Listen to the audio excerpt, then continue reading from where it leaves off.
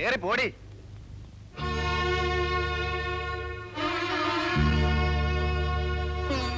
അപ്പുകുട്ടനല്ലേ?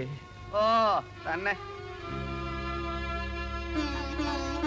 കുറെ കാലമായി ഞാനിത് സഹിക്കുന്നു. ഇനി എന്നെ കൊണ്ടിത് പറ്റില്ല. ഞാൻ പോവുക. എന്താ ചേച്ചി? എവിടെ? എല്ലാം അവള് തന്നെ പറയും.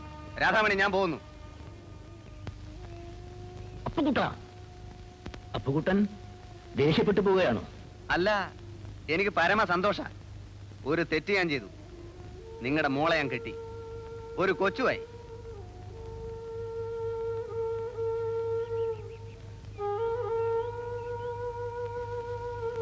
എന്താടി ഇതൊക്കെ?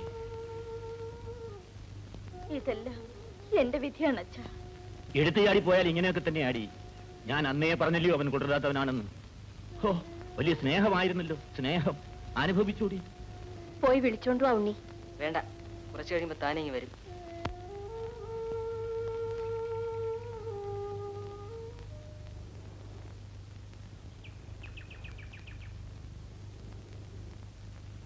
അപ്പോ ദുബായിലെ ഷെയ്ഖ് ഇപ്പൊ പഴയ ആള് തന്നെയല്ലേ? അയാൾ തന്നെ. അവിടുന്ന് അയാൾ ആളുകളൊക്കെ പറഞ്ഞു വിടുകയെന്ന് കേട്ടല്ലോ. അത് സ്പോൺസർഷിപ്പ് ഇല്ലാത്തവരല്ലേ? അത് ശരി. ആ സാധനം നിങ്ങൾക്ക് ഉണ്ടോ? പിന്നെ അതിലവിടെ നിൽക്കാൻ പറ്റില്ല.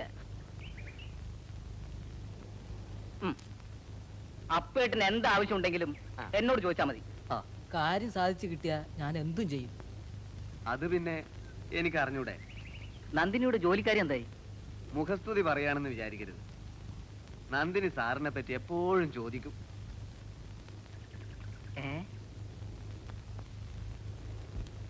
സോപ്പും പൗഡറും ഒക്കെ വാങ്ങിച്ചുകൊണ്ട് ചെല്ലാൻ നന്ദിനി പറഞ്ഞിരുന്നു. ഒരു 20 രൂപയും കൂടി ഉണ്ടാവുമോ? പിന്നെന്താ?